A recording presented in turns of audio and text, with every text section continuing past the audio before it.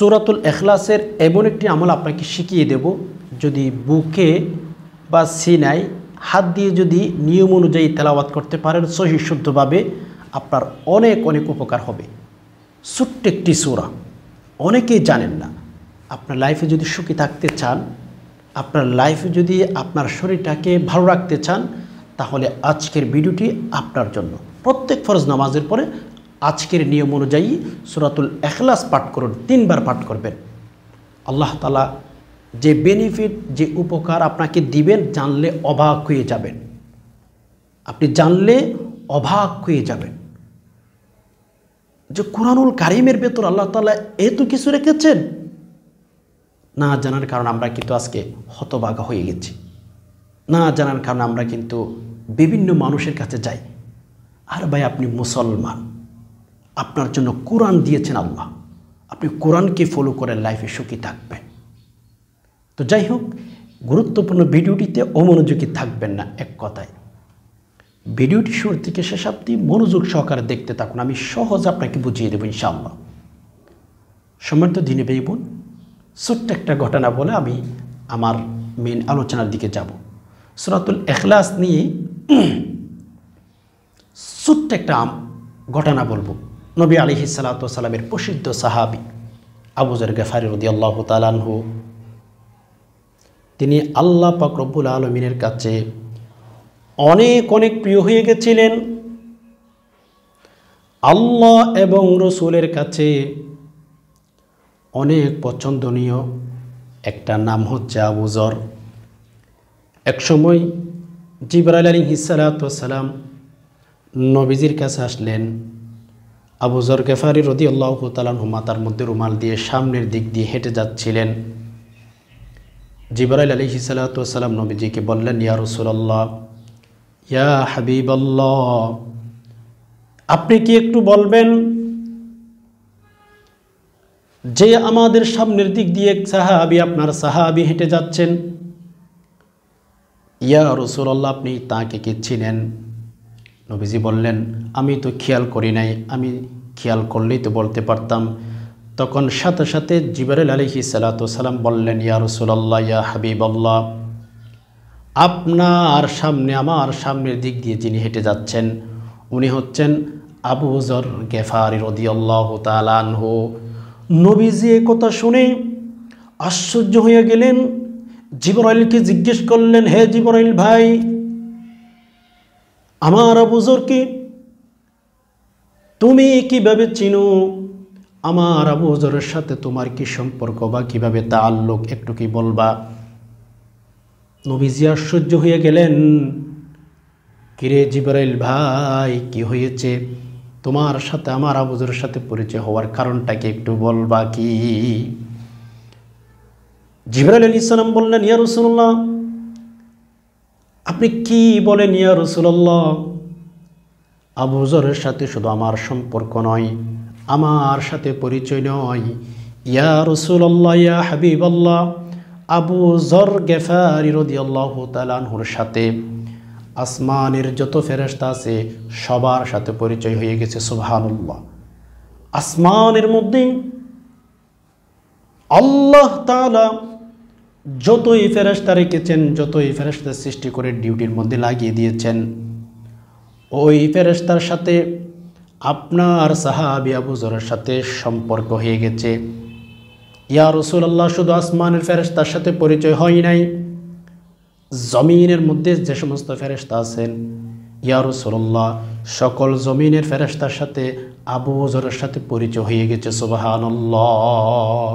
নবীজি বললেন, কারণটা তো বলবা, কি কারণে আবু যরের সাথে সকল ফেরেশতার সাথে সম্পর্ক হয়ে গেল, তাআল্লুক হয়ে গেল? তখন আল্লাহু আকবার, জিবরাইল আলাইহিস সালাতু ওয়াস সালাম বললেন যে, ইয়া রাসূলুল্লাহ, আপনার আবু যরের সাথে আমাদের সাথে সম্পর্ক হওয়ার দুইটাই কারণ। এক নাম্বার, আবু যর নিজেকে নিজে অনেক অনেক ছোট মনে করেন, নিজেকে নিজে সারা পৃথিবীর মধ্যে সবচেয়ে বেশি নিকৃষ্ট মনে করেন, গুনাহগার মনে করেন। ইয়া রাসূলুল্লাহ, ইয়া রাসূলুল্লাহ, ইয়া হাবিবাল্লাহ, আপনার সাহাবী আবু যর নিজেকে সবচেয়ে পৃথিবীর মধ্যে নিজেকে ছোট মনে করে, কমজোর মনে করে, গুনাহগার মনে করেন? এক নাম্বার এই কারণ, আবু যর ভাবতেন আল্লাহ পাক রব্বুল আলামিন যদি পৃথিবীর মধ্যে জাহান্নামে দেওয়ার জন্য কোনো বান্দাকে সৃষ্টি করেন, আল্লাহ, আবু যর বলতেন আমাকে আমার আল্লাহ সৃষ্টি করেছেন, আমাকে আমার আল্লাহ জাহান্নামের মধ্যেই নিক্ষেপ করার জন্য সৃষ্টি করেছেন। নিজেকে এত ছোট মনে করতেন আবু যর রাদিয়াল্লাহু তাআলা আনহু। নিজেকে কমজোর মনে করতেন, নিজেকে অসহায় মনে করতেন, দুর্বল মনে করতেন, মানে নিজেকে অনেক ছোট মনে করতেন। আল্লাহ তাআলা কুরআনুল কারীমের মধ্যে বলেন, মান তাওয়াযা লিল্লাহি ফাকাদ রাফাআহুল্লাহ। আল্লাহ বলেন যে বান্দা, তোমরা যারা নিজেকে ছোট মনে করবা, মান তাওয়াযা লিল্লাহি ফাকাদ রাফাআহুল্লাহ, আল্লাহ তাআলা ওই বান্দাদের সম্মান, ওই বান্দাদের ইজ্জত আল্লাহ নিজে বলেন আমি বুলন্দ করে দিই, বৃদ্ধি করে দিই। ছোট মনে করবেন, কমজোর মনে করবেন, অসহায় মনে করবেন। এজন্য আসুন নবী আলাইহিস সালাতু ওয়াস সালামের কথাও সেটি, নবীজি বলেন আবু যর নিজেকে কিন্তু ছোট মনে করার কারণে আল্লাহ তাআলা তার ইজ্জত সম্মান বৃদ্ধি করে দিয়েছেন।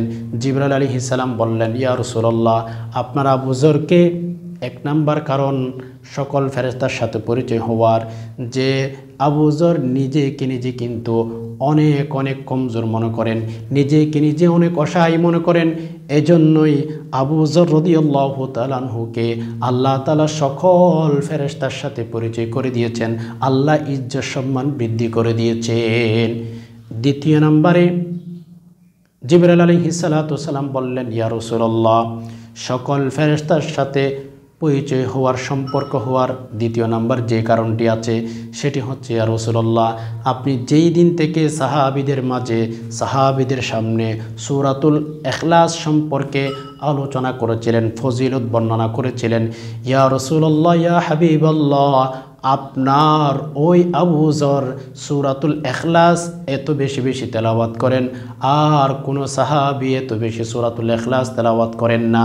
মুহাব্বত নিয়ে, ভক্তি নিয়ে, ভালোবাসা নিয়ে, ইয়া রাসূলুল্লাহ, ইয়া হাবিবাল্লাহ, আপনার আবু যর সব সময় সূরাতুল ইখলাস তেলাওয়াত করে, যার কারণে আল্লাহ পাক রব্বুল আলামিন আমাদের মতো ফেরেশতার সাথে আল্লাহ পাক আবু যর গফারিকে পরিচয় করিয়ে দিয়েছেন, আল্লাহ তাআলা সম্মান ইজ্জত বৃদ্ধি করে দিয়েছেন। দুই কারণে, এক নাম্বার ছোট মনে করতেন, দ্বিতীয় নাম্বার সূরাতুল ইখলাস বেশি বেশি তেলাওয়াত করতেন। সূরাতুল ইখলাস নিয়ে অনেক ফজিলতের কথা আমি আপনাদেরকে শোনাইতে পারি, তবে ভিডিও যেহেতু লং হয়ে যাচ্ছে আমি আর সেদিকে যাচ্ছি না, মেইন আলোচনার দিকে যাচ্ছি। দেখুন, আমরা যখন অসুস্থ হয়ে যাই, আমরা ডক্টরের কাছে যাই, বিভিন্নভাবে আমরা চিকিৎসা নেওয়ার চেষ্টা করে ট্রাই করি। তবে আমি আপনাদেরকে বলছেন, আপনি যখন অসুস্থ হয়ে যাবেন, আপনি যখন রোগে আক্রান্ত হয়ে যাবেন, আপনি ডক্টরের কাছে যাবেন না, এই কথা আমি আপনাকে বলছি না, সেটা সুন্নাহ, আপনি সেটাকে ফলো করতে অবশ্যই পারেন। কিন্তু আপনার কাছে কোরআনুল কারীম আল্লাহ দিয়েছেন, আল্লাহ আয়াত নাজিল করে দিয়েছেন, ওয়া নুনাজ্জিলু মিনাল কুরআনি মা হুয়া শিফাউন ওয়া রাহমাতুল লিল মুমিনিন। আল্লাহ বলেন, আমি কোরআনুল কারীম নাজিল করে দিয়েছি তোমাদের শিফা হিসাবে। কোরআনুল কারীম থেকে তোমরা অবশ্যই অবশ্যই শিফা অর্জন করতে পারো। আল্লাহ নিজে বলেছেন কোরআনুল কারীমের ভেতরে শিফা আছে। হ্যাঁ ইমানদার নারী পুরুষ, আপনাকে বলছি, আপনি অবশ্যই অবশ্যই কোরআনুল কারীমকে মাঝে মধ্যে বুকে নেবেন, বলবেন হে কোরআন, কোরআনকে বলেন হে কোরআন, তোমার ভেতরে আল্লাহ পাক রব্বুল আলামিন শিফা রেখে দিয়েছেন। আল্লাহকে একটু বলেন, আল্লাহ কোরআনুল কারীমের ভেতরে আপনি শিফা রেখে দিয়েছেন, কি হবে? কোরআন তো একটা কাগজ। আল্লাহ কোরআনুল কারীম তো অসুস্থ হয় না, কোরআনুল কারীমের ভেতরে আপনি সুস্থতা রেখেছেন, অথচ আমি কিন্তু অনেক অনেক অসুস্থতার মধ্যেই পড়ে গেলাম। আল্লাহ কোরআনুল কারীমের উসিলায় আপনি আমাকে ভালো করে দিন। মাঝে মধ্যে কোরআনুল কারীমকে বুকে নেন, কোরআনুল কারীমকে বলেন, হে কোরআন, তোমার ভেতর আল্লাহ পাক রব্বুল আলামিন সুস্থ রেখে দিয়েছেন, তোমার ভেতরে সুস্থতা থাকলে তোমার কোনো উপকার নাই। আমার রবকে একটু বলেন, আমার রব যেন তোমার উসিলায় আমার রোগগুলো যেন ভালো করে দেন, আমার লাইফের মধ্যে যেন আল্লাহ শান্তি দান করেন। এই কথা আপনি বলবেন আল্লাহ পাক রব্বুল আলামিনকে, অবশ্যই অবশ্যই আল্লাহ পাক রব্বুল আলামিন আপনাকে সুস্থতা দান করবেন। যাই হোক, বিশেষ করে আমি যে আমলটির কথা আপনাদেরকে বলবো সেটি হচ্ছে কোরআনুল কারীমের আমল। আপনি যদি প্রত্যেক ফরজ নামাজের পরে সূরাতুল ইখলাস, আমি আজকে যে নিয়মে বলে দেব, বুকের অথবা সিনাই হাত দিয়ে যদি আপনি সেই সূরাতুল ইখলাস তেলাওয়াত করতে পারেন, আপনি নিরাপদ থাকবেন, আপনি অ্যাক্সিডেন্ট হবেন না, আপনার শরীরে বড় বড় রোগ হবে না। আপনি যখন নামাজের মধ্যে বসবেন, আমি যেই পদ্ধতিতে বলে দেব ওই পদ্ধতি অবলম্বন করে কোরআনুল কারীমের তেলাওয়াত করেন, সূরাতুল ইখলাস তেলাওয়াত করেন, অনেক অনেক বড় বড় রোগ থেকে আল্লাহ আপনাকে হেফাজত করবেন। প্রথম নম্বরে সূরাতুল ইখলাস সহি শুদ্ধ করে শিখে ফেলুন। বিসমিল্লাহির রহমানির রহিম। কুল হুয়াল্লাহু আহাদ আল্লাহুস সামাদ লাম ইয়ালিদ ওয়া লাম ইউলাদ ওয়া লাম ইয়াকুল লাহু কুফুয়ান আহাদ। বিসমিল্লাহির রহমানির রহিম। কুল হুয়াল্লাহু আহাদ আল্লাহুস সামাদ লাম ইয়ালিদ ওয়া লাম ইউলাদ ওয়া লাম ইয়াকুল লাহু কুফুয়ান আহাদ। বিসমিল্লাহির রহমানির রহিম। কুল হুয়াল্লাহু আহাদ আল্লাহুস সামাদ লাম ইয়ালিদ ওয়া লাম ইউলাদ ওয়া লাম ইয়াকুল লাহু কুফুয়ান আহাদ। এইভাবে যখন শিখে নেবেন, আমি যেই পদ্ধতিতে আমলের কথা বলে দিচ্ছি ওইভাবে আমলটি করার চেষ্টা করবেন। আপনি যখন ফজর নামাজ পড়বেন, জোহর নামাজ পড়বেন, আসর নামাজ পড়বেন, মাগরিবের নামাজ পড়বেন, ইশার নামাজ পড়বেন, 5 ওয়াক্ত নামাজ যখন আপনার শেষ হয়ে যাবে, যাই নামাজের মধ্যে বসা থাকা অবস্থায়, মুসল্লার মধ্যে বসা থাকা অবস্থায় আপনার নামাজ যখন কমপ্লিট হয়ে যাবে, আপনি মুনাজাত করার আগে এভাবে বুকের মধ্যে সিনাই হাত দিবেন। সিনাই হাত দিয়ে সূরাতুল ইখলাস প্রতিদিন 5 ওয়াক্ত নামাজের মধ্যে 5 বার 3 বার করে পাঠ করবেন। বিসমিল্লাহ সহ বিসমিল্লাহির রহমানির রহিম। কুল হুয়াল্লাহু আহাদ আল্লাহুস সামাদ লাম ইয়ালিদ ওয়া লাম ইউলাদ ওয়া লাম ইয়াকুল লাহু কুফুয়ান আহাদ।